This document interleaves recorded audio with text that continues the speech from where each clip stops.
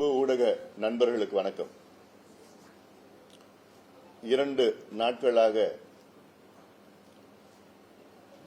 வன்னியர் இடஒதுக்கீடு சம்பந்தமாக பொய்யான செய்திகள் திமுக அரசால் வெளியிடப்பட்டு பல ஊடகங்களில் வந்து கொண்டிருக்கிறது. இதை தெளிவுபடுத்தத்தான் இந்த செய்தியாளர்கள் சந்திப்பு.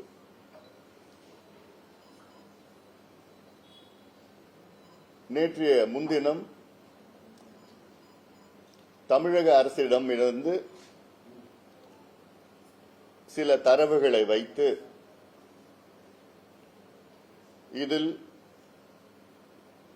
20 விழுக்காடு எம்பிசியில் வன்னியர்களுக்கு 10.5 விழுக்காட்டிற்கு மேல் இடஒதுக்கீடு கிடைத்துக் கொண்டிருக்கிறது என்ற ஒரு செய்தி. அதில் தமிழக அரசு என்று செய்தி வரவில்லை. ஆனால் அந்த ஒரு வார்த்தை மட்டும் நீக்கிவிட்டு அந்த தரவுகளை அனைத்து ஊடகங்களுக்கும் அனுப்பியிருக்கின்றார்கள்.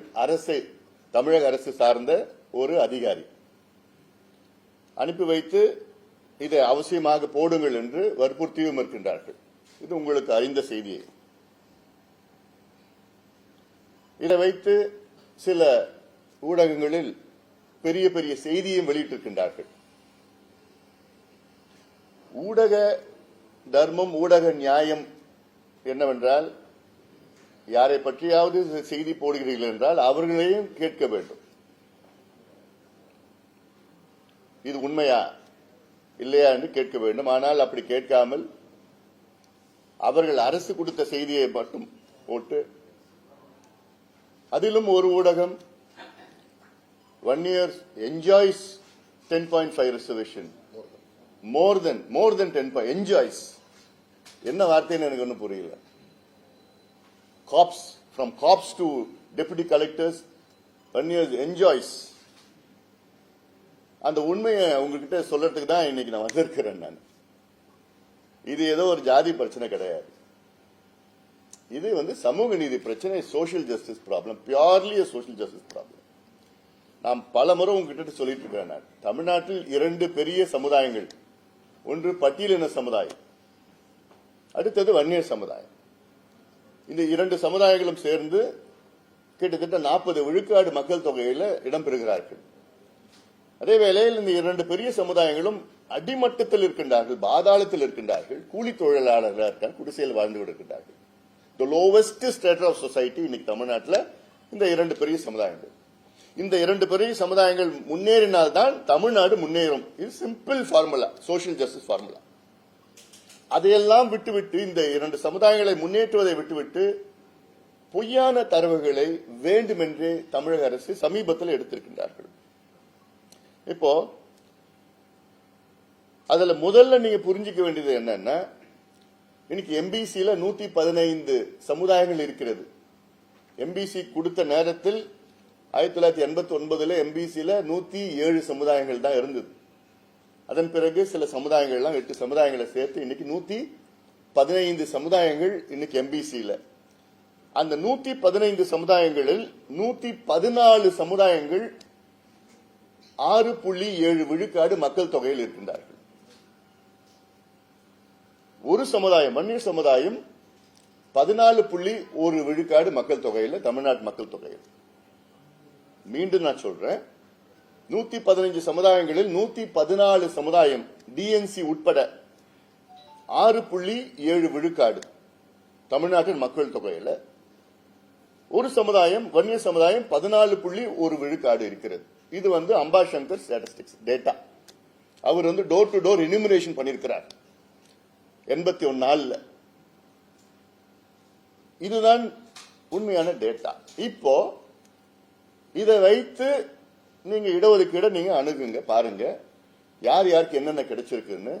நாங்க பல முறை அரசிடம் கேட்டோம், டேட்டா கொடுங்க, புள்ளி விவரங்கள் கொடுங்க. எம்பிசி என்பது 35 ஆண்டு காலமாக நடைமுறையில் இருக்கிறது. 89 இருந்து இந்த 35 ஆண்டு காலத்தில் எம்பிசியில் உள்ள சமுதாயங்கள் எந்தெந்த சமுதாயம் எவ்வளவு இடம் கிடைச்சிருக்கு, கல்வியில எவ்வளவு கிடைச்சிருக்கு, வேலை வாய்ப்புல எவ்வளவு கிடைச்சிருக்குன்னு நாங்க தொடர்ந்து டேட்டா கேட்டுட்டு வரோம். ஆனா இதுவரைக்கும் ஒரு முறை கூட அரசு எங்ககிட்ட டேட்டா இல்ல, எங்ககிட்ட கொடுக்க முடியாது. நாங்க நீதிமன்றம் போனோம், ஒரு நீதிபதி குடுன்னு சொன்னார். அடுத்த முறை வரப்போ இன்னொரு நீதிபதி இதுல கொடுத்தா குழப்பம் வரும், தமிழக அரசு சொன்னாங்க குழப்பம் வரும், சமுதாயத்துக்குள்ள பிரச்சனை வரும்னு சொல்லி அது கொடுக்காம விட்டாங்க. ஆனா இப்போ அரசு ஆர்டிஐன்னு சொல்லி இவங்களே கொடுத்திருக்கிறாங்க. ஆர்டிஐல போட்டா ஒரு மாதத்துல கொடுக்கணும். ஆனா இப்ப போட்ட ஆர்டிஐ 11 மாதத்துக்கு முன்பு போட்ட ஆர்டிஐ ஏதோ 4 நாளுக்கு முன்பு கொடுத்து வேணுமே கொடுத்து அதுல ஒன்லி செலக்டிவ் டேட்டா மட்டும் கொடுத்திருக்கிறாங்க, முழு டேட்டா வச்சிருக்கிறாங்க கொடுக்கல. செலக்டிவ் டேட்டா கொடுத்து அந்த செலக்டிவ் டேட்டா வச்சுக்கிட்டு அது மட்டும் கொடுத்து ஏதோ வன்னியர்களுக்கு 11 விழுக்காடு 12 13 விழுக்காடு கிடைக்கிறது போன்ற ஒரு தோற்றத்தை தமிழக அரசு உருவாக்கி கொண்டிருக்கின்றார். இது அவங்களுடைய அரசியல் காரணத்துக்காக பண்ணிட்டு இருக்கிறாங்க. இது மிகப்பெரிய ஒரு மோசடியா நான் பார்க்கிறேன். நான் சமூக நீதிக்கு எதிரான மிகப்பெரிய ஒரு வன்மமா நான் பார்க்கிறேன். சமூக நீதிக்கு மிகப்பெரிய வன்மமான செயல் முதலமைச்சர் ஸ்டாலின் அவர்கள் தலைமையிலே தமிழக அரசு ஈடுபட்டுக் கொண்டிருக்கிறது. It's a blatant accusation to the Chief Minister of Tamil Nadu who is going against social justice for cheap political gains. சரி, let me come back to the data. இப்ப கொடுக்கிற டேட்டா, நாங்க கேட்ட data group 1, group 2, group 3, group 4 கொடுங்க. இதுவரைக்கும் தமிழக அரசு group 1 data, group 2 data கொடுத்ததே கிடையாது. அவங்க சொல்ற டேட்டா குரூப் 4. குரூப் 4ல வன்னியர்கள் வந்து கான்ஸ்டபிள் லெவல்ல இவ்வளவு பேர் இருக்கிறாங்க, 12% கிடைச்சிருச்சு. அதையும் அந்த டேட்டாவும் என்ன, சில டேட்டா 2018 கொடுக்கறாங்க, சில டேட்டா 10 ஆண்டுகள் டேட்டா கொடுக்கறாங்க, சில டேட்டா 5 ஆண்டுகள் கொடுக்கறாங்க. நாங்க கேட்கறது 20 ஆண்டுகள் கொடுங்க, 30 ஆண்டுகள் கொடுங்க. வன்னியர்கள் மட்டும் இல்ல, எல்லாத்துக்கும் கொடுங்க. 115 சமுதாயத்துக்கு டேட்டா கொடுங்க. ஏன் கேட்கிறேன்னா 115 சமுதாயத்துல 30 சமுதாயத்துக்கு எந்த வேலையும் கிடைக்கல, ஒரு வேலை கூட கிடைக்கல உங்களுக்கு. 30 சமுதாயம், முடி திருத்துகிறது சமுதாயம், யாருக்கும் வேலை கிடைக்கல. சலவை தொழிலாளர் சமுதாயம், யாருக்கும் வேலை கிடைக்கல. மலைக்கோரவர் சமுதாயம், யாருக்கும் வேலை கிடைக்கல. இது வெளிப்படுத்துங்க. நாங்க வன்னியர்கள் மட்டும் கேட்கல, எல்லாத்துக்கும் வெளிப்படுத்துங்க.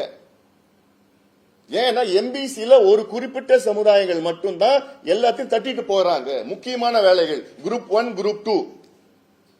அதுக்கு நான் ஒரு உதாரணம் நான் சொல்றேன். இன்னைக்கு உதாரணம் எதுக்கு சொல்றேன், இன்னைக்கு வன்னியர்கள் இவங்க சொல்றாங்கல்ல 10%, 11%, 20, 13% வன்னியர்கள் வேலையெல்லாம் தட்டிட்டு போறாங்க என்ஜாய்ஸா. இன்னைக்கு தமிழ்நாட்டில் 16 டிஜிபியில் இருக்காங்க, 23 ஏடிஜிபி இருக்கிறாங்க, 41 ஐஜி இருக்கிறாங்க, 29 டிஐஜி இருக்கிறாங்க. மொத்தம் 109 உயர் காவல்துறை அதிகாரிகள். இந்த 109 உயர் காவல்துறை அதிகாரிகள்ல எத்தனை வன்னியர்கள் இருக்காங்க தெரியுமா? ஒருத்தர் தான். ஐஜி லெவல்ல ஒருத்தர் இருக்காங்க. இதுதானே சமூக நீதி? இதுக்கா 21 பேர் செத்தாங்க, இதுக்கா 100 பேர் உயிரை கொடுத்தாங்க? டிஜிபி, ஏடிஜிபி, ஐஜி, டிஐஜி 109 பேர் தமிழ்நாட்டில், ஒருத்தர் தான் வன்னியர், ஒரு ஐஜி. அப்போ இதுல 10% வந்துருச்சா? எவ்வளவு வந்திருக்கு இதுல? 0.00000001%. தமிழ்நாட்டில் 53 துறைகள் இருக்கிறது, டிபார்ட்மெண்ட்ஸ் இருக்கு. இந்த 53 துறைகளில் கிட்டத்தட்ட 123 செக்ரட்டரி லெவல் போஸ்ட் இருக்குது தமிழ்நாட்டில். ஐஏஎஸ் கேடர்ல செக்ரட்டரி லெவல் போஸ்ட். அதுல எத்தனை வன்னியர்கள் தெரியுமா? ஒருத்தர் தான். அதுவும் ப்ரமோஷன்ல டைரக்ட் கிடையாது. இதுல எவ்வளவு பிரதிநிதித்துவம் இருக்கு? இல்ல .0.000000001. அப்போ 35 வருஷமா நடக்கிற இடஒதுக்கீட்டுல இன்னைக்கு நீங்க குரூப் 1 குரூப் 2ல அன்னைக்கு கிடைச்சிருந்ததுன்னா இன்னைக்கு அதுல எப்படியாவது 10 பேர் 20 பேர்னா வந்திருக்கணும்ல. இன்னைக்கு ஒருத்தர் தான் இருக்கிறாரு, அதுவும் ப்ரமோஷன்ல வந்திருக்கிறாரு. அப்ப என்ன சமூக நீதி? என்ன நீங்க தமிழக அரசு நீங்க என்ன கணக்கு எடுக்கிறீங்க? என்ன பண்றீங்க? எல்லாத்துக்கும் தானே பிரதிநிதித்துவம் வேணும்.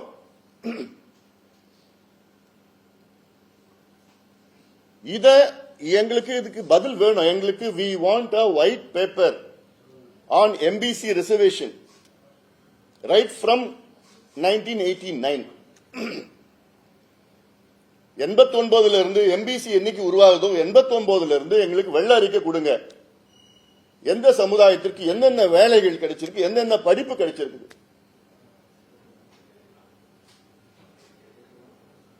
இதுல ஒரு செய்தி அந்த பேப்பர்ல, டெபுட்டி கலெக்டர் தமிழ்நாட்டில் 530 பேர், அதுல 63 பேர் வன்னியர்கள்.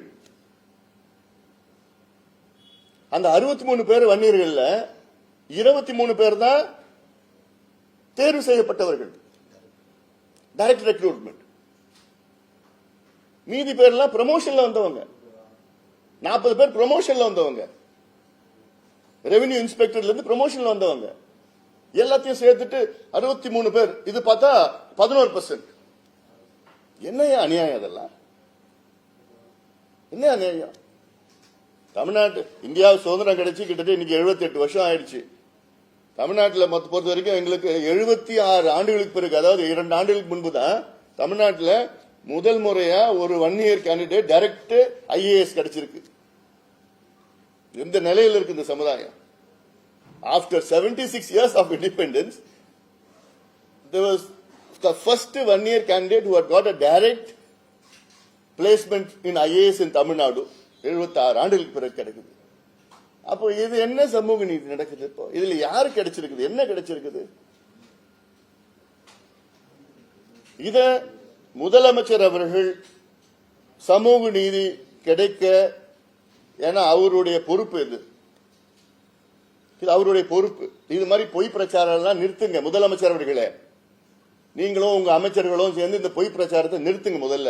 இது என்ன பொறுத்த வாயில் நிறைய வார்த்தைகள் வருது, கோபமா இருக்கிறோம். இந்த கேடுகிட்ட செயலெல்லாம் நிறுத்துங்க, எல்லாம் வேண்டாம். உங்க அப்பா எப்படி இருந்தாரு?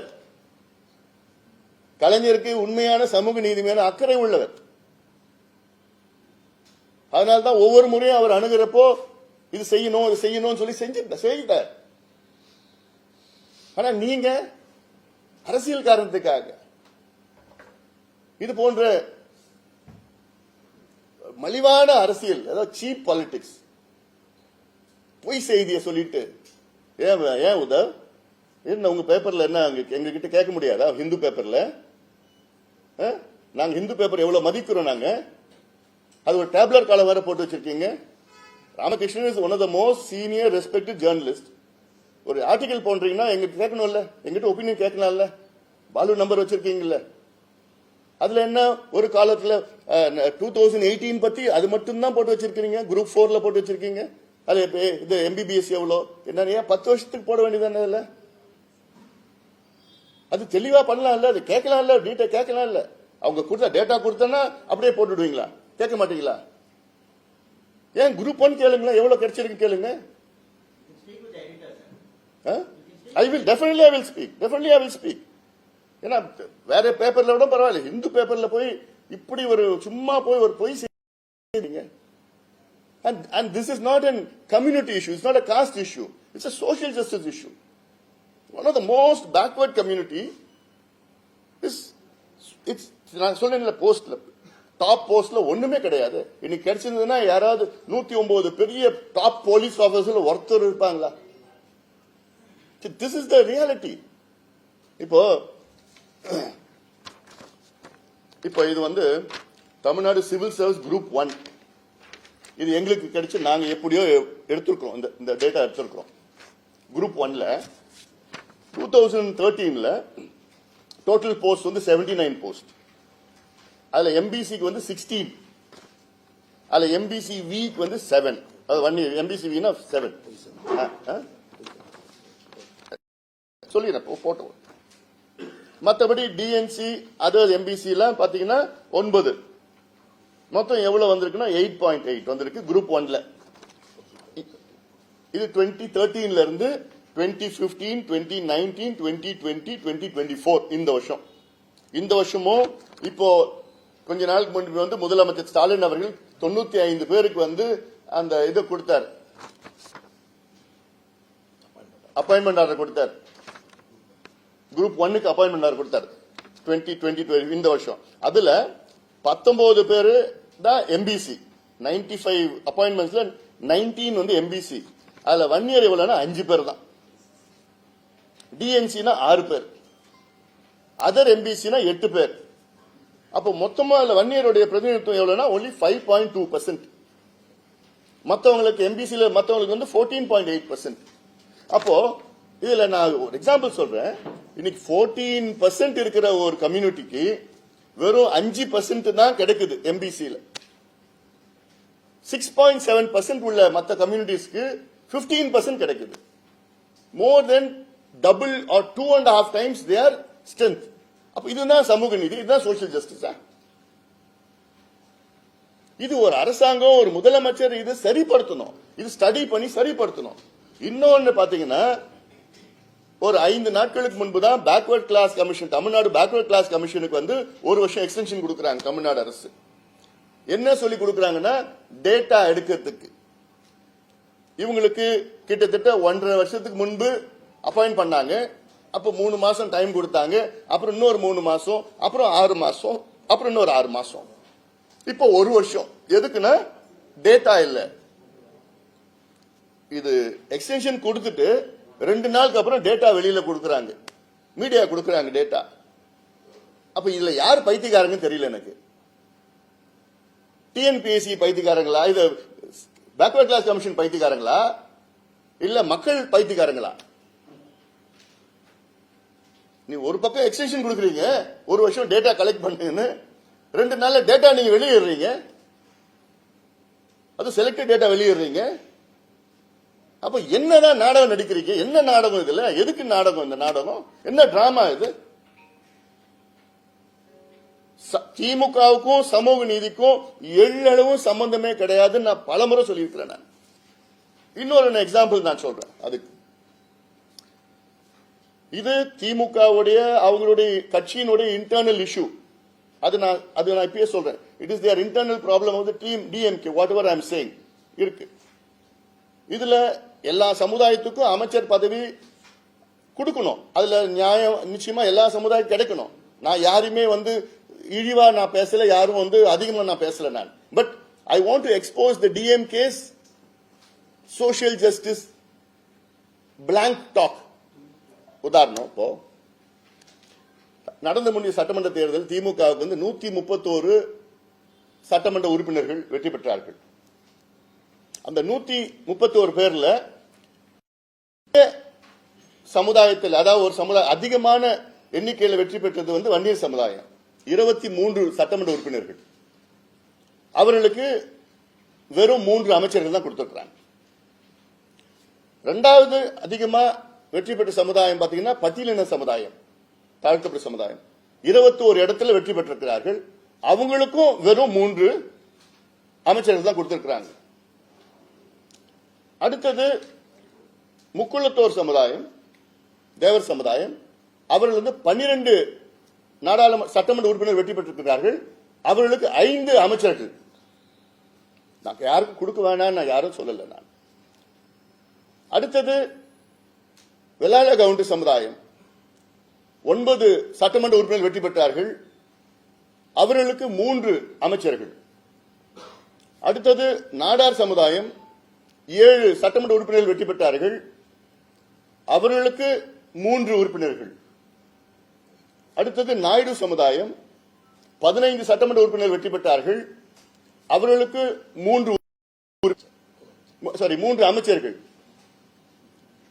அடுத்தது முதலியார் சமுதாயம் 10 உறுப்பினர்கள் வெற்றி பெற்றார்கள், அவர்களுக்கு 2 உறுப்பினர்கள்.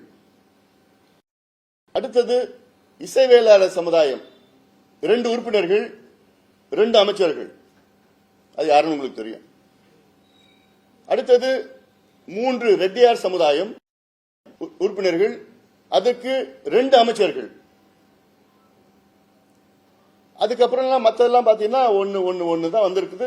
இன்னும் எல்லாத்துக்கும் கொடுக்கணும். முத்தரையர்களுக்கு பார்த்தா 4 பேர் ஜெயிச்சிருக்காங்க, நான் 1 தான் கொடுத்திருக்காங்க. இஸ்லாமியர்களுக்கு இந்த 3 வெற்றி பெற்றிருக்காங்க, 1 கொடுத்திருக்காங்க. இப்படி மீனவர்கள் சமுதாயம் 2 வெற்றி பெற்றிருக்காங்க, 1 கொடுத்திருக்காங்க. இப்படி எல்லாம் இருக்கு. நான் இன்னும் கூடுதலா கொடுக்கணும், தப்பு கிடையாது, எல்லாம் நான் யாரும் சொல்லல. ஆனா 2 பெரிய சமுதாயம், தாழ்த்தப்பட்ட சமுதாயமும் சரி, வன்னிய சமுதாயமும் சரி, திமுகவுக்கு அதிக சட்டமன்ற உறுப்பினர்கள் பெற்றுக் கொடுத்திருக்கிறார்கள். இது 2த்தையும் சேர்த்து பாத்தீங்கன்னா 23, 21, 44 உறுப்பினர்கள். திமுக 131 உறுப்பினர்கள், 44 உறுப்பினர்கள் தாழ்த்தப்பட்ட சமுதாயமும் வன்னிய சமுதாயத்தை சார்ந்தவர்கள். ஆனா இவங்களுக்கு கிடைச்சது எவ்வளவு அமைச்சர் பதவினா வெறும் 6%. எடுத்துங்க, 34 6ன்னா எவ்வளவு? கிட்டத்தட்ட ஒரு 17.5%, அதிகமா 18% வச்சுக்கலாம். ஆனா இந்த 2 சமுதாயம் திமுகவுக்கு கொடுத்த சட்டமன்ற உறுப்பினர்கள் எவ்வளவு பர்சன்டேஜ் பாத்தீங்கன்னா, it is coming to nearly about ஒரு 40% வருது, 30, 35, 36% வருது. அப்போ இதுதான் திமுகவின் சமூக நீதியா? அதுவும் பட்டியலின சமுதாயத்தில் அங்க இருக்கின்ற அமைச்சர்களோட நிலையை பாருங்க. திமுக 34 அமைச்சர்கள், அதுல புரோட்டோகால் படி பார்த்தா முதலமைச்சர் முதல் புரோட்டோகால், 2வது புரோட்டோகால் துரைமுருகன் கிடைச்சிருக்கு. ஆனா கடைசியில புரோட்டோகால் 34வது அமைச்சருடைய புரோட்டோகால் யாருன்னா கயல்விழி செல்வராஜ். அவர் தேவேந்திர குல சமுதாயத்தை சார்ந்தவர். 34வது இடத்துல இருக்கிற புரோட்டோகால் கடைசி புரோட்டோகால். 33வது இடத்துல புரோட்டோகால் நம்ம ஃபாரஸ்ட் மினிஸ்டர் மதிவேந்தன். அவர் பாத்தீங்கன்னா 33வது இடத்துல, அவர் அருந்ததி சமுதாயத்தை சார்ந்தவர். அதுக்கப்புறம் பார்த்தா 31வது இடத்துல, 32 தெரியல யாருன்னு தெரியல, 31வது இடத்துல யாருன்னா கணேசன், அவர் ஆதி திராவிட சமுதாயத்தை சார்ந்தவர். அப்போ இதுதான் திமுக பட்டியலின மக்களுக்கு கொடுக்கின்ற மரியாதையா? இதுதான் அவங்க பேசுற சமூக நீதியா? ஏன் பட்டியலின மக்களுக்கு வேற நல்ல உயர்ந்த பொறுப்பு கிடைக்காதா? உயர்ந்த புரோட்டோகால் கிடைக்காதா? நல்ல துறை கிடைக்காதா? பிடபிள்யூடி கொடுக்க மாட்டீங்களா? எலக்ட்ரிசிட்டி கொடுக்க மாட்டீங்களா? கல்வி கொடுக்க மாட்டீங்களா? அவங்களுக்கு திறமை கிடையாதா? அப்போ இதுதான் நீங்க பேசுற சமூக நீதியா? உங்க சமூக நீதி குப்பையில போடுங்க. திமுகவுக்கும் சமூக நீதிக்கு சம்பந்தம் கிடையாது. பேசுறது ஒண்ணு, செய்யறது ஒண்ணு. வெத்து பேச்சு பேசிட்டு இருக்காங்க. இது நிச்சயமாக வரும் காலத்தில் மிகப்பெரிய அளவில் மக்கள் போய் பேச போறோம். இதெல்லாம் இவ்வளவு இருக்கு. நாங்க கேட்கறது என்ன கேட்கிறோம்? வேலையை கூடியா, படிப்பு கூடியா? அதுக்கு தானே இவ்வளவு போராடிட்டு இருக்கிறோம். இதுதானே சமூக நீதி. அதை கொடுக்க முடியல, கொடுக்கறது துப்பு கிடையாது. அதனால இவ்வளவு வந்துட்டாங்க, இவ்வளவு பண்ணிட்டாங்க, இவ்வளவு எடுத்துட்டு போயிட்டாங்க, இவ்வளவு போயிட்டாங்க, பொய் பிரச்சாரம் பண்ணிட்டு இருக்கீங்க. டேட்டா வெளியிடுங்க. ஒரு வெள்ள அறிக்கை உங்களுக்கு உண்மையிலே சமூக நீதி மீது அக்கறை இருந்தால், முதலமைச்சர் ஸ்டாலின் அவர்களுக்கு உண்மையிலே சமூக நீதி மீது அக்கறை இருந்தால், கடந்த 35 ஆண்டு காலத்தில் எம்பிசியில் உள்ள எத்தனை சமுதாயங்களுக்கு என்னென்ன வேலை, என்னென்ன படிப்பு கிடைச்சிருக்குன்னு ஒரு வெள்ளை அறிக்கை இன்னும் ஒரு மாதத்தில் எடுத்து கொடுங்க. இல்ல இனி சமூக நீதி பத்தி நீங்க பேசாதீங்க. பேச தகுதி கிடையாது உங்களுக்குலாம். ஏன்னா கலைஞருக்கு அவ்வளவு இருந்து, அப்படிப்பட்ட கலைஞரை இன்னைக்கு மெரினா கடற்கரையில் அடக்கம் பண்ண வச்சதே நாங்க தான். நாங்க இல்லைன்னா இன்னைக்கு அவரு மெரினா கடற்கரை அடக்கம். சரி, I don't want to get I don't digress in subject. அதனால இந்த டேட்டா வெளியில கொண்டு வரணும். உண்மையான டேட்டா வெளியில கொண்டு வாங்க. இத நிச்சயமாக முதலமைச்சர் அவர்கள் செய்யணும். சட்டமன்றத்துக்குள்ள தவறான தகவல்களை தொடர்ந்து அமைச்சர்கள் கொடுத்துட்டு வராங்க. இதெல்லாம் நிறுத்திக் கொள்ளுங்கள். நாங்க கேட்கறது நியாயமான பிரதிநிதித்துவம் கேட்கிறோம், அவ்வளவுதான். நியாயமா கொடுங்க, அநியாயமா அவ்வளோலாம் வேண்டாம், நியாயமானது கொடுங்க. அது வன்னிய சமுதாயத்துக்கோ இருந்தாலும் சரி, தாழ்த்தப்பட்ட சமுதாயத்துக்கு இருந்தாலும் சரி, அது முத்திரைய சமுதாயத்துக்கு இருந்தாலும் சரி, சலவை தொழிலாளருக்கு இருந்தாலும் சரி, முடித்திருத்துகிற சமுதாயத்துக்கு இருந்தாலும் சரி, மீனவ சமுதாயத்துக்கு இருந்தாலும் சரி, மலைக்குறவர் சமுதாயத்துக்கு இருந்தாலும் சரி, இந்த சமுதாயங்கள் எல்லாம் முன்னேற விடுங்கள், முன்னேற்றம் அடைய வேண்டும். அதுதான் எங்களுடைய நீதி, உண்மையான அதுதான் சமூக நீதி. அதான் எங்களுடைய கோரிக்கையா நாங்க வச்சிருக்கிறோம். அதுக்காக தான் இந்த ஊடக சந்திப்பு.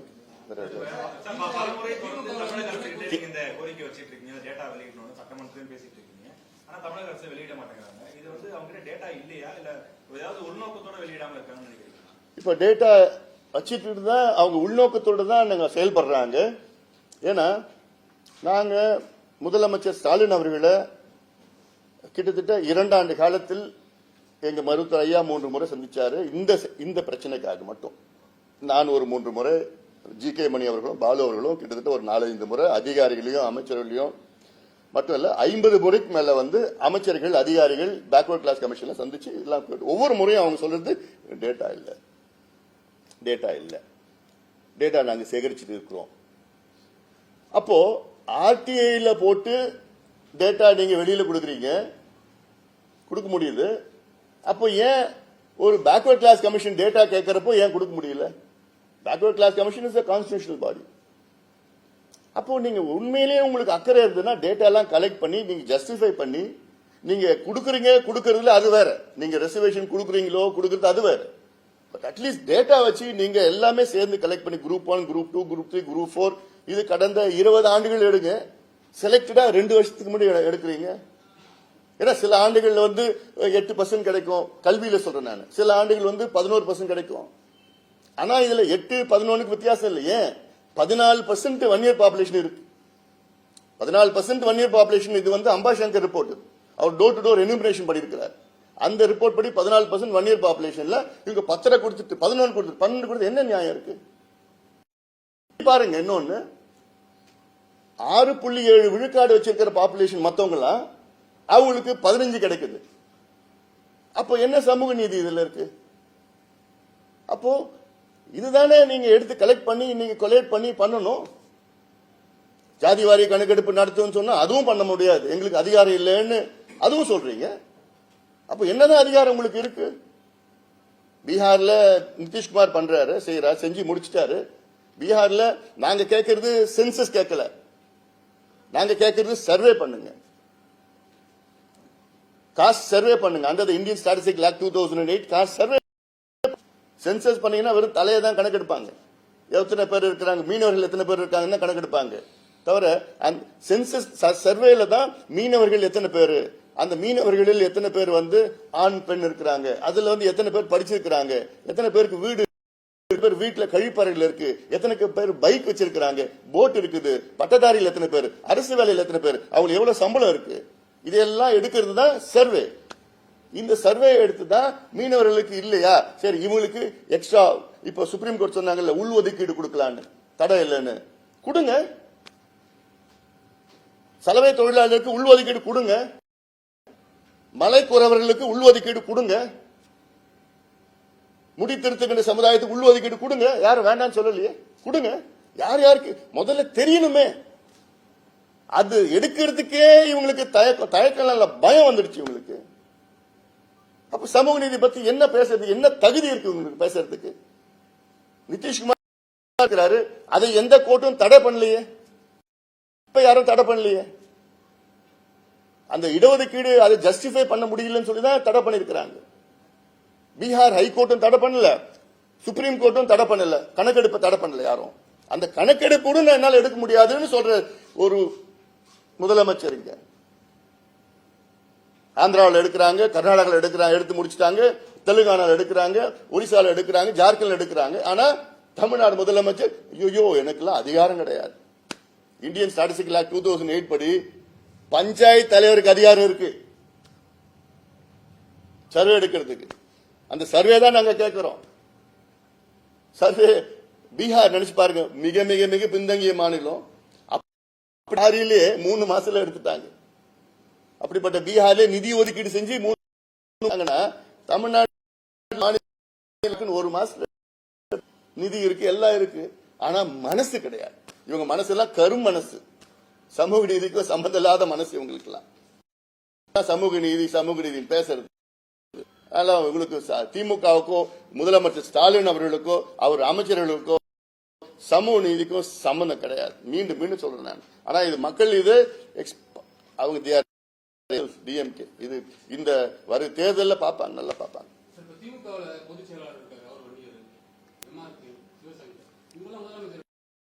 அதுதான் நிச்சயமா செய்யணும். இப்ப நான் சொன்ன 23 சட்டமன்ற உறுப்பினர்கள் இருக்காங்க திமுகவில்.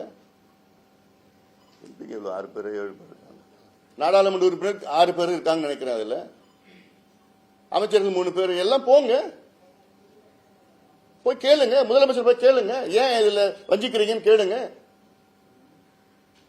109 உயர் காவல்துறை அதிகாரிகள் ஒருத்தர் தான் வன்னியர்னா, நீங்க 35 வருஷத்துக்கு முன்னாடி நீங்க குரூப் 1ல நீங்க கொடுத்திருந்தீங்கன்னா நேரம் 10 பேர் இருந்திருப்பாங்கல்ல, 5 பேர் இருந்திருப்பாங்கல்ல.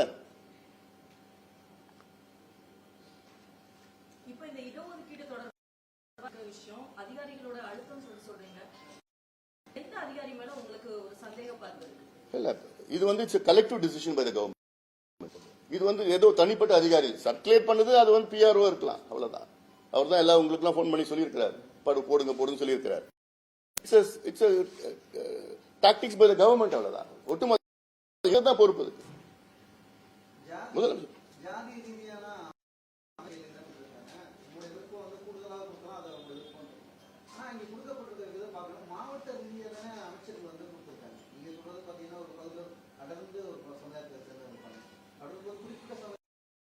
இல்ல நான் சொல்லியிருக்கேன், மீண்டி எல்லா சமுதாயத்துக்கும் பிரதிநிதித்துவம் வேண்டும், எல்லாருக்கும் கொடுங்க.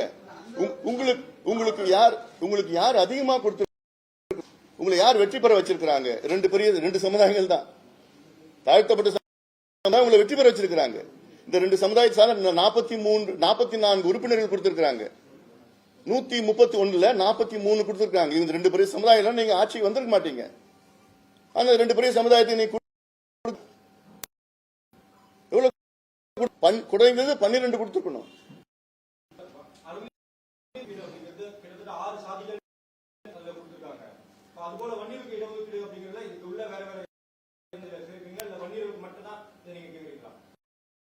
இதுல என்ன உட்பிரிவு இருக்குன்னு புரியல. இதுல அவங்களுக்கு வந்து சில உட்பிரிவு,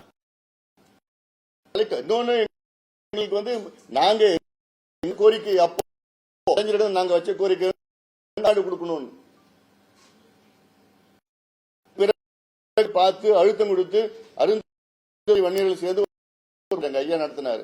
அதுல விழுக்காடு அருந்ததிகள் கோரிக்கை வைத்து அதன் பிறகு கலைஞர் அவர்களை பல முறை பார்த்து வலியுறுத்தி மணி தலைமையில் வச்சு போட்டு அவசியம் கொடுக்க போராட்டம் பண்ணுவாருன்னு சொன்னாருன்னு சொல்லிட்டு மணிகிட்ட ஐயாட்ட போராட்டம் பண்ண வேண்டாம்னு சொல்லுங்க, நான் நிச்சயமா நான் கொடுக்கறேன்னு சொல்லி கொடுத்தார். அதுதான் அதனுடைய வரலாறு.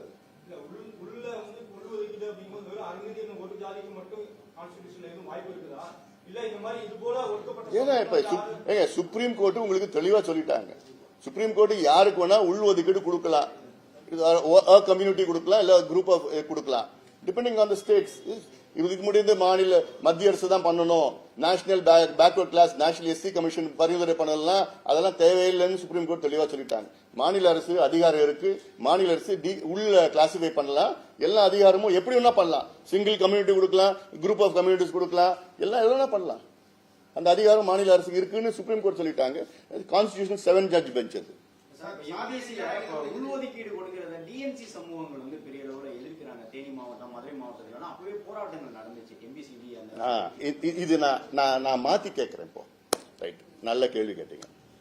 இப்போ இவங்க சொல்றாங்கல்ல டேட்டா வன்னியர்கள் வந்து 10% 11% கிடைச்சிருக்குன்னு ஒரு பக்கம் சொல்றாங்க, டேட்டா சொல்றாங்க. அப்புறம் ஏன் எதிர்க்கிறாங்க? ஏன் எதிர்க்கிறாங்க? அப்போ எதிர்க்கிறாங்கன்னா இவங்க வந்து அதிகமா 10% எதிர்க்கிறாங்க. இவங்க விட்டுட்டு போக சொல்லலாம்ல. நாங்க கேட்கறது 10 தானே கேட்கிறோம். இப்போ 10% ஆகோ அவங்களுக்கு 12%, 13% கிடைக்குது அப்படின்னு இவங்க சொல்றது, நாங்க கேட்கறது 10 தானே கேட்கிறோம். நல்லதுதானே, அவங்களுக்கு நல்லது தானே அது. மீதி இருக்கிற 9.5% அவங்களுக்கு கிடைக்கும்ல, அப்புறம் ஏன் எதிர்க்கணும்?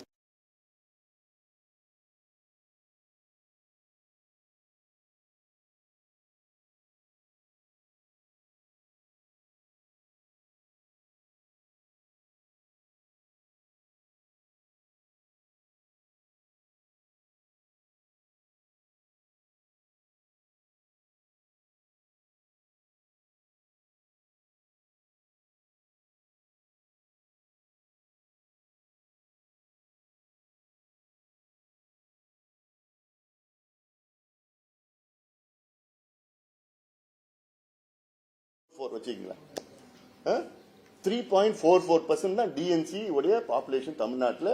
ரைட் ஃப்ரம் 30 வருஷம் 20 வருஷம் 10 வருஷத்துக்கு முன்னாடி வந்த டேட்டா எல்லாம் இருக்கு அதுல. ஆனா அவங்களுக்கு அவங்க பாப்புலேஷனோட 2.5 மடங்கு அதிகமா இடம் வாங்கிட்டு இருக்காங்க. வன்னிய சமூகம், பட்டியல சமூகம் இவங்க 2 பேரும் அதிகபட்ச அரசியல் உருவாகுதுன்னு சொல்லி இப்ப நீங்க ஒரு விஷயம் சொன்னீங்க. அதாவது தேர்ந்தெடுப்பு சார்ந்த இருக்கட்டும், சாதிய ரீதியில நடக்குது. நம்ம மாற்ற வேண்டியது முதல்ல வந்து இதுல வந்து தனி அந்த பொது இது இல்லாம ஒரு வேட்பாளர் அரசியல்வாதிகளுடைய கடமை. காலகாலமா சாதி ரீதியா மக்களை பிரிச்சு இதனை மேலும் சமூகம் என்ற வார்த்தையை ஏன் நம்ம சாதியும் பயன்படுத்தக்கூடாது? சாதியும் பயன்படுத்தினா சாதி என்பது அழுக்குன்னு சொல்லிட்டு இது மூலமா ஒரு மாற்றம் வரலாம் இல்லைங்க? நிச்சயமா. ஏதாவது எங்க நோக்கமே வந்து சாதியை வந்து ஒழிக்கணும். இதுதான் எங்க கட்சி தொடக்கத்தில் வந்து கட்சியினுடைய கொள்கை. எப்படி நீங்க ஒழிப்பீங்க? ஏன்னா காலங்காலமா இது வந்து 500-600 ஆண்டு காலமாக சாதியை இன்னைக்கு சமூக அநீதிகள்லாம் நடந்துட்டு வரும், இன்னைக்கு வரைக்கும் நடந்துட்டு வருது. இல்ல எங்களோட நோக்கமே அதுதான். எப்படி நீங்க அழிப்பீங்க? எப்படி அடியில் இருக்கிற வேலை வாய்ப்பு கொடுங்க, படிக்க வச்சு முன்னே ஆட்டோமேட்டிக்கா ஒழிஞ்சிடும். திமுக கிட்ட கேளுங்க, அண்ணா திமுக கிட்ட கேளுங்க,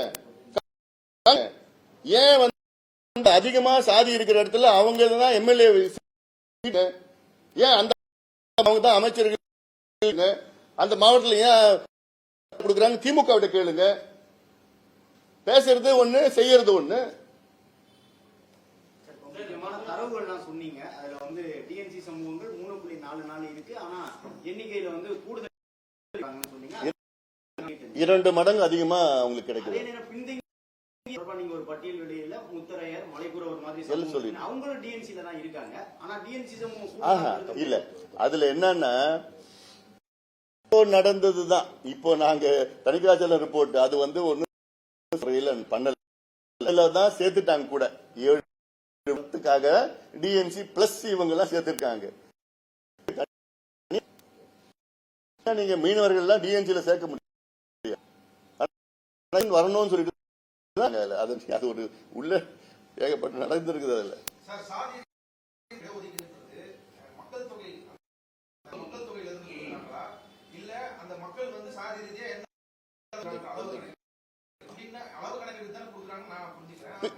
பின்தங்கிய நிலை. ஏதாவது நீதிமன்றத்தில் என்ன கேட்கிறாங்கன்னா ரெண்டுமே சோசியல் பேக்வர்ட்னஸ் கேட்கறாங்க, பிளஸ் பாப்புலேஷன் ரெண்டுமே எக்ஸ்ட்ராபுலேட் பண்ணணும். இன்அடிக்குவசினா என்ன? நீங்க முதல்ல பாப்புலேஷன் எடுங்க, எவ்வளவு இருக்கிறாங்கன்னு, எவ்வளவு சோசியல் சமூக பின்தங்கிய நிலையில் இருக்கிறாங்க ஜஸ்டிஃபை பண்ணி நீங்க கொடுங்கன்னு தான் சொல்றாங்க.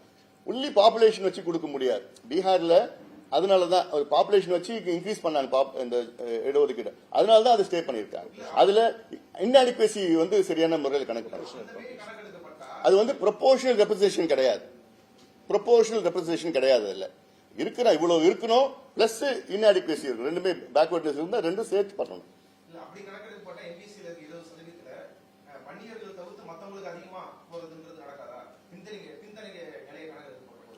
இப்போ நீங்க யாரு கொடுங்க, டெஃபினட்டா கிடைக்கணும். நான் சொன்னேன் 30 சமுதாயம் கிடைக்கலையே, கொடுங்க. யாரும் வேண்டாம்னு சொல்லு, யாருக்குமே கொடுக்க கூடாதுன்னு நாங்க இது வரைக்கும் சொன்னதே கிடையாது. 115 சமுதாயத்தில் 114 சமுதாயம் ஒரு துரும்பு கூட கிள்ளி போட்டது கிடையாது, ஒரு கை கூட அசைஞ்சு கிடையாது போராட்டத்தில். ஒரு கேஸ் கூட அவங்க மேல விழல. அதெல்லாம் வேற. கேஸ் வாங்கினது, அடிபட்டது, ஜெயிலுக்கு போனது, சேர்த்தது, இறந்து எல்லாமே ஒரு சமுதாயம் தான். ஆனா கேட்கறது வந்து நிச்சயமா எல்லாத்துக்கும் கொடுங்க. அதுல இன்னும் கிடைக்காதவங்களுக்கு கொடுங்க. அப்ப எப்படி நீங்க கொடுப்பீங்க தெரியணும்ல முதல்ல உங்களுக்கு. அது தெரியறதுக்கே இவங்க வந்து அது ஏதோ ஒண்ணு ரகசியம் மாதிரி, ஏதோ ஒன்று பரம ரகசியம் மாதிரி அது மூடி வரைச்சி பண்ணிட்டு இருக்குது தானே நான் கேட்கிறேன். வெளிப்படுத்துங்க. ஆர்டிஐல உங்களுக்காக வெளியில சொல்றீங்க, முழுமையா டேட்டா நீங்க வெளியில கொண்டு வாங்க. தமிழக அரசு வந்து அவங்க செய்ய முடியாதுன்னு சொல்றாங்க, அது நீங்க மறுக்கிறீங்க. ஆனா மத்திய அரசு செய்ய முடியும். ஆனா மத்திய அரசு வந்து செய்யவே மாட்டேன் அப்படின்னு ஒரு ஸ்டேட்மெண்ட் இருக்குது. என்ன செய்ய முடியாதுன்னு இது சாதி கணக்கு இருக்கு. நாங்க கேட்கறது சர்வே கேட்கறோங்க. அதை பண்ணி தெளிவா நீங்க புரிஞ்சுக்குங்க. நாங்க கேட்கறது இந்தியன் ஸ்டாட்டிஸ்டிக்கல் ஆக்ட் 2008 படி சர்வே எடுங்க. பீகார்ல எடுத்த மாதிரி சர்வே எடுங்க. கர்நாடகா, ஆந்திரா, தெலுங்கானா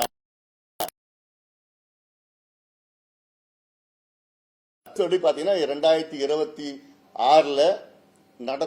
நடக்கலாம். தள்ளியும் போலாம்.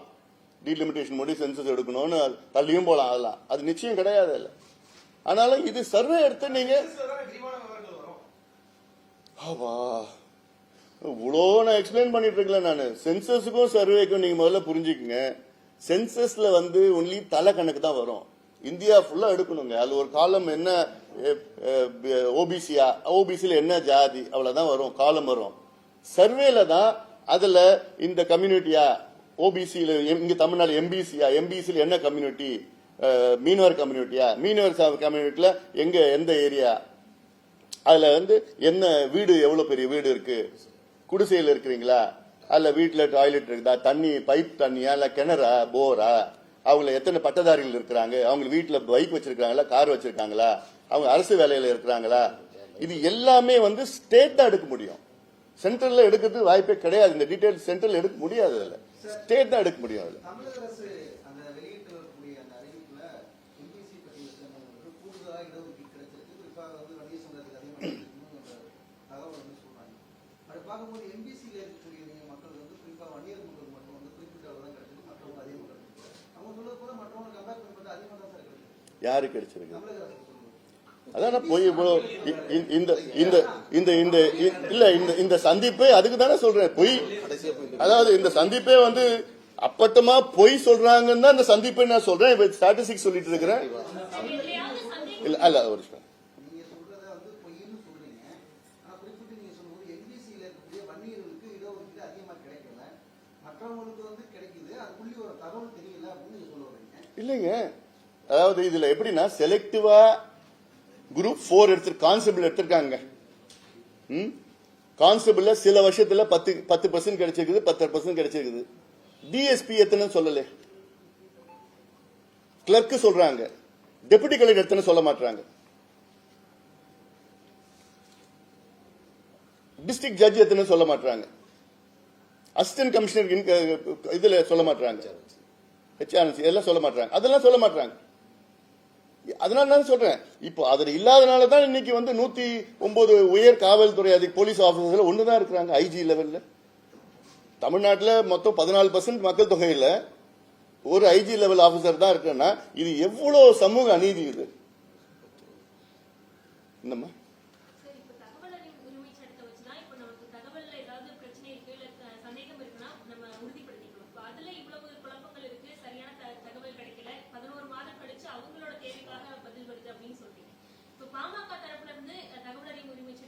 பண்ணிருக்கோம், நாங்க பண்ணிருக்கோம், இன்னும் கொடுக்கல, நிறைய ரிஜெக்ட் பண்ணிருக்கோம். ஏன் அவங்க சொல்றது தானே.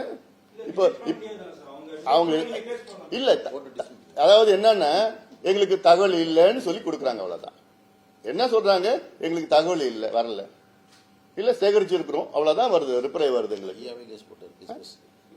ஐயாவே கேஸ் போட்டாரு ஹைகோர்ட்ல.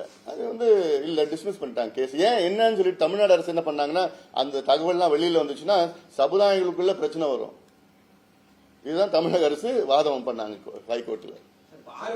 கண்டிப்பா நம்பகமான தகவல் தான் தருவாங்கன்னு நம்புறோம். ஆனாலும் கூட அவங்க என்ன சொல்லியிருக்காங்கன்னா, அந்த டிஎன்பிஎஸ்சி தேர்ச்சியில 2010 இருந்து 22க்குள்ள தேர்ச்சி பெற்றவர்கள் 19.5% வந்து வன்னியர்னு சொல்லியிருக்காங்க. மொத்தமே 20% தான். 10 வருஷத்துல தேர்வானதுல 19.5 வன்னியர்ங்கிறது பெரிய முரண்பாடா இருக்கு. அதான் சொல்றேன், இதுதான் நீங்க இந்த கேள்வி அவங்க கிட்ட கேட்கணும். நீங்க அது அது யார் கொடுத்தான்னு நீங்க தான் சொல்லணும். உங்களுக்கு யார் கொடுத்தா? உத்தவ் தான் சொல்லணும்.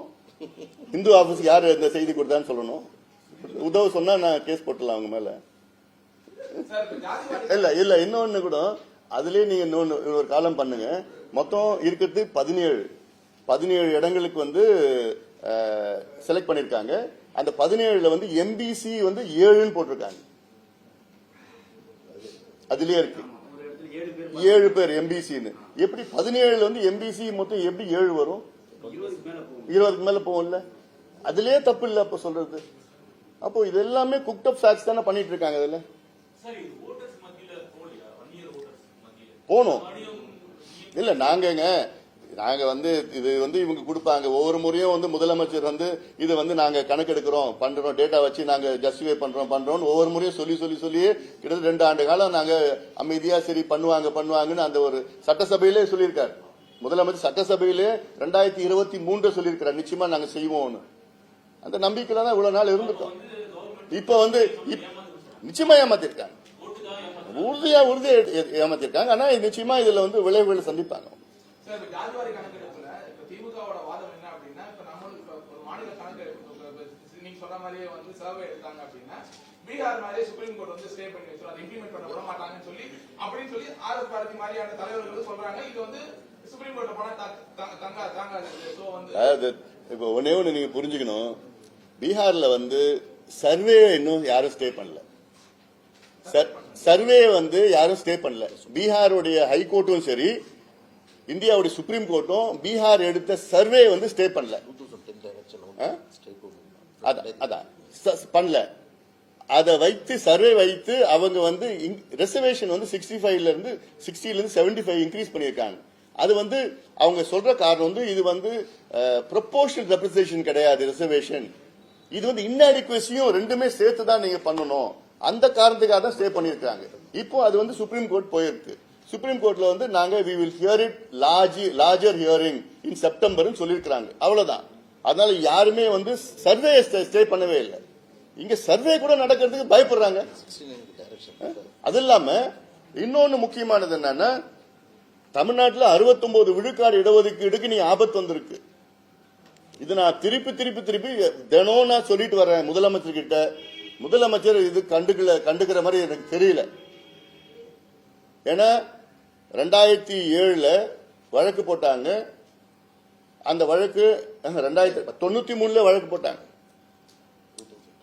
மண்டல் கமிஷன் வந்ததுக்கு அப்புறம் இந்திரா சாணி கேஸ் வந்து 50% தான் இருக்கணும்னு சொன்னதுக்கு அப்புறம் உடனே 93ல வழக்கு போட்டாங்க. 94ல அந்த வழக்குக்கு பிறகுதான் அன்றைய முதலமைச்சர் ஜெயலலிதா அம்மையார் வந்து அந்த நமக்கு தமிழ்நாட்டில் கிடைக்கிற 69 விழுக்காடு இடஒதுக்கீடு வந்து 9வது அட்டவணையில் 9th ஷெட்யூல்ல வந்து ப்ரொடெக்ஷன் கொடுத்திருக்காங்க. நம்ம தமிழ்நாடு சட்டத்துக்கு அந்த அங்க ப்ரொடெக்ஷன் இருக்கு. அதன் பிறகு இந்த கேஸ் வந்து 2007 தான் வந்தது. 2007ல வந்து 2010 தீர்ப்பு கொடுக்குறாங்க. அப்போ சுப்ரீம் கோர்ட் சீஃப் ஜஸ்டிஸ் கொடுக்குற தீர்ப்பு என்னன்னா இன்னைக்கு நாங்க 69 விழுக்காடு இடஒதுக்கீடு நாங்க ஒத்துக்கிறோம், அலோ பண்றோம், ப்ரொவைடட் 1 வருஷத்துக்குள்ள நீங்க டேட்டா எடுத்து நீங்க ஜஸ்டிஃபை பண்ணணும். 2010ல சொல்றாங்க. 2011ல அதுக்கப்புறம் கலைஞர் ஆட்சியில நாங்க 10ல ஐயா கலைஞர் போய் பாக்குறாரு. சுப்ரீம் கோர்ட் இதில் ஜட்ஜ்மெண்ட்லாம் சொல்றாரு, நிச்சயமா நான் பண்றேன்னு கலைஞர் உதவி கொடுக்குறான், நான் பண்ணல. 2011 ஜெயலலிதா அம்மையார் வராங்க. அப்போ வந்து ஜனார்தன் கமிஷன்ல போயிட்டு ஏதோ ஒரு ஃபேக்ட் டேட்டா எல்லாம் சொல்லிக்கிளி 69% ரிசர்வேஷன்ல 75% வந்து எஸ்சி எஸ்டி எம்பிசி ஓபிசி எல்லாம் இருக்கிறாங்கன்னு சொல்லிட்டு ஏதோ புள்ளி விவரத்தை கொடுக்குறாங்க. அது வந்து கோர்ட்ல வந்து அது வந்து ஜஸ்ட் ஒரு அக்செப்டன்ஸ்னா இல்ல அப்படியே பெண்டிங்ல வச்சிருக்காங்க. அப்புறம் 2016ல ஒரு பையன் கேஸ் போடுறாரு. அப்புறம் திருப்பி 2021ல இன்னொரு நபர் வந்து கேஸ் போடுறாரு சுப்ரீம் கோர்ட்ல. ஏன் 50% கேப் பண்ணக்கூடாதுன்னு சொல்லி கேஸ் போடுறாங்க. இந்த கேஸ் வந்து அப்ப மராத்தா ஜட்ஜ்மெண்ட் ரிசர்வேஷன் இஷ்யூ ஓடிட்டு இருக்கிறதுனால சுப்ரீம் கோர்ட்ல என்ன சொன்னாங்க, மராத்தா ஜட்ஜ்மெண்ட் பிறகு நாங்க இதை எடுப்போம் எடுத்து சொல்ல. அப்புறம் ஏடிஎம்கே கவர்மெண்ட்ல குலசேகரன் ஜஸ்டிஸ் குலசேகரன் கமிஷனை போடுறாங்க. ஏன்னா 69% ரிசர்வேஷனை பாதுகாக்க அந்த டேர்ம்ஸ் ஆஃப் ரெஃபரன்ஸே இருக்கு. 69% ரிசர்வேஷன் பாதுகாக்க ஜஸ்டிஸ் குலசேகரன் கமிஷனை போடுறாங்க. அவங்களுக்கு 6 மாசம் டைம் கொடுக்கறாங்க. அதுக்கப்புறம் பார்த்தா திமுக வந்ததுக்கு அப்புறம் அந்த கமிஷனே நீக்கிறாங்க. அப்போ உண்மையிலே திமுகவுக்கு வந்து சமூக நீதி மேல அக்கறை இருந்ததுன்னா அந்த குலசேகரன் கமிஷன் எதுக்குன்னா 69% ரிசர்வேஷன் பாதுகாக்க டேட்டா எடுக்கணும் அவரு. ஆனா அதையும் கமிஷன் எடுத்துடுறாங்க. இப்போ அந்த கேஸ் சுப்ரீம் கோர்ட்ல இருக்கு. என்னைக்குன்னா வரும். வந்ததுன்னா ஜட்ஜி கேட்கிற முதல் கேள்வி டேட்டா இருக்கா, டேட்டா இல்லைன்னா 69% ரிசர்வேஷன் முடிஞ்சிச்சு, அவ்வளவுதான். இதை நான் திருப்பி சொல்லிட்டு இருக்கிறேன். இதுக்கு நீங்க சென்சஸ் டேட்டா எல்லாம் தேவையில்லை, ஏதோ ஒரு டேட்டா கொடுங்க. இந்தியன் ஸ்டாட்டிஸ்டிக்கல் ஆக்ட் 2008 டேட்டா வச்சா நிச்சயமா ஏத்துப்பாங்க. அதுவும் டேட்டா தான். டேட்டாஸ் அவங்க தான் டேட்டா கொடுக்கணும், இவங்க எடுக்க முடியாதுலாம் கிடையாது. பீகார்ல எடுத்த டேட்டா மாதிரி இந்தியன் ஸ்டாட்டிஸ்டிக்கல் ஆக்ட் 2008 டேட்டா எடுத்து சுப்ரீம் கோர்ட்ல போய் டேட்டா இவ்வளவு இருக்கு, 69% மேல எஸ்சி எஸ்டி பிசி எம்பிசி இருக்கிறாங்கன்னு ஜஸ்டிஃபை பண்ணணும். அதுக்கு டேட்டா எடுக்கணும். இல்ல நிச்சயமா மிகப்பெரிய பிரச்சனை வரும். இந்த ரிசர்வேஷன் 69 போயிடும். இவருடைய முதலமைச்சர் ஸ்டாலின் அவர்களுடைய சுயநலத்துக்காக வந்து இன்னைக்கு தமிழ்நாட்டில் உள்ள 69 விழுக்காடு இடஒதுக்கீடு ஆபத்து வந்திருக்கிறது. சார், நீங்க குறிப்பிட்டு சொல்லும்போது தவறான தகவலை வெளியிட்ட தமிழக அரசு கண்டிச்சு ஆர்ப்பாட்டம் அதெல்லாம் நாங்க உட்கார்ந்து பேசிட்டு இருக்கிறோம். அது என்னென்ன செய்யணுமோ நிச்சயமா நாங்க சட்ட ரீதியிலையும் போகணும், அரசியல் ரீதியும் நாங்க அனுப்புவோம். சார், இடஒதுக்கீடு சாதிவாரி கணக்கெடுப்பு இந்த விஷயத்துல மத்திய அரசுக்கு ஒரு அணுகுமுறையும் மாநில அரசுக்கு ஒரு அணுகுமுறையும் சொல்றீங்க. இது எந்த நோக்கத்துல இருந்து என்ன அணுகுமுறை? தமிழக அரசு வந்து இப்படி விமர்சிக்கிறீங்க, மத்திய அரசாங்கம் வந்து சாதிவாரி கணக்கெடுப்பு நிச்சயமா நாங்க சொல்லியிருக்கு. நிச்சயமா நாங்க கேட்க போறோம். நாங்க உறுதியா நாங்க கேட்போம், கேட்டுட்டு இருக்கிறோம். இனியும் நாங்க கேட்க போறோம். என்ன சொல்லியிருக்காங்க சார்? மத்திய அரசு அதாவது 2026ல தான் வந்து சென்சஸ் எடுப்பாங்க. இல்ல, பாலு சாரே வந்து கடைசியா அவர் கோர்ட்ல கொடுத்த பிரஸ் மீட்ல வந்து மத்திய அரசு நடத்த வாய்ப்பு இல்ல அப்படின்றது அவரே சொல்லியிருக்காரு. வாய்ப்பு இன்னைக்கு வாய்ப்பு இல்லைங்க. ஏங்க இன்னைக்கு எனக்கு பசி எடுக்குதுங்க. சார், அப்ப இல்ல நாளைக்கு தான் உனக்கு சாப்பாடு போடுன்னு சொல்றது இல்ல. என்ன இருக்குது? இன்னைக்கு பசி எடுக்கு, இன்னைக்கு வேணும் எனக்கு சாப்பாடு. இல்ல நீ 3 நாள் வெயிட் பண்ணு, 3 நாளுக்கு அப்புறம் உனக்கு பிரியாணி என்ன போடுறேன்னு சொல்றது இல்ல. என்ன இருக்கு? இதே காரணம் வந்து மத்திய அரசு மேல இருக்கறனால நீங்க எதுவுமே இது வரைக்கும் மத்திய அரசு அது சம்பந்தமா யோசிக்கவே இல்லையே. யாரு உங்களுக்கு தெரியுமா என்ன நடக்குது? இல்ல, அதாவது இப்ப மட்டும் கிடையாது. நான் அமைச்சரா இருந்த நேரத்துல இருந்து இந்த கோரிக்கை வச்சிட்டு இருக்கிறோம். நான் அமைச்சரா இருந்த நேரத்தில் 135 நாடாளுமன்ற உறுப்பினர்கள்ட்ட கையெழுத்து வாங்கி அன்றைய அமைச்சர் உள்துறை அமைச்சர் சிவராஜ் பட்டேல போய் பார்த்து நீங்க உடனடியாக ஜாதிவாரி கணக்கெடுப்பு கூட சென்சஸ் கூட நடத்தணும்னு சொல்லிட்டு நாங்க கோரிக்கை வச்சோம். அப்புறம் ஒரு அங்க டெல்லியிலே ஒரு நேஷனல் கான்பரன்ஸ் வச்சோம், அழுத்தம் கொடுத்தோம். பார்லிமெண்ட்ல அழுத்தம் கொடுத்ததுக்கு பிறகுதான் அப்போ வந்து அன்னைக்கு அமைச்சர் பிரணாப் முகர்ஜி வந்து சொன்னார், பார்லிமெண்ட்ல சொன்னார், அடுத்த 2011 சென்சஸ்ல நிச்சயமா நாங்க கொண்டு வருவோம் சொன்னார். ஒண்ணு. அதுக்கப்புறம் 2011ல நாங்க அப்போ இல்ல, நாங்க ஆட்சியில் இல்ல. என்னப்பா என்ன அவசரம்? அவ்வளவு உணர்ச்சி படுறீங்க என்ன? அது நான் தான் உணர்ச்சி வசப்படணும். நீங்க மீடியா நீங்க அமைதியா கொஞ்சம் பதமா கேளுங்க. டென்ஷன். தண்ணி கொடுப்பா, தண்ணி கொடு. இல்ல தண்ணி கொடுப்பா, தண்ணி கொடுப்பா. இல்ல நிச்சயமா நாங்க எங்களுடைய தேர்தல் அறிக்கையில இருக்கு. நாங்க மோடி கிட்ட கேட்டு இருக்கிறோம், இனியும் கேட்க போறோம், நிச்சயமா செய்ய போறோம். திருப்தியாப்பா? இன்னைக்கு திருப்தி தானே? ரைட். அதான் வெளியில அதாவது அறகுறையா, அதாவது கேஸ்ட் சென்சஸ் எடுக்கிறது வந்து ஹோம் மினிஸ்ட்ரி தான் எடுக்கணும். அப்ப என்ன பண்றாங்க, சோசியல் வெல்ஃபேர் மினிஸ்ட்ரி கிட்ட அவங்க கிட்ட வந்து டெக்னாலஜியும் கிடையாது, ஆளும் கிடையாது, ஒன்னும் கிடையாது. ஏதோ ஒன்று பேருக்குன்னு எடுத்து வச்சுட்டாங்க. 2003 வச்சுட்டாங்க. அதெல்லாம் இன்னும் அதை வரையான பிரச்சனை, நிறைய குழப்பங்கள்லாம் இருக்குது. அதுல இருக்காது. அது உண்மையா இருக்கு போறது இல்லை. அது வேண்டாம். நம்ம தான் அது என்ன பொறுத்த வரைக்கும் அது நிறைய குழப்பங்கள் தான் வரும், கன்ஃபியூஷன் தான் வரும். இப்ப இன்னொரு 2 வருஷத்துல எடுக்க போறாங்க.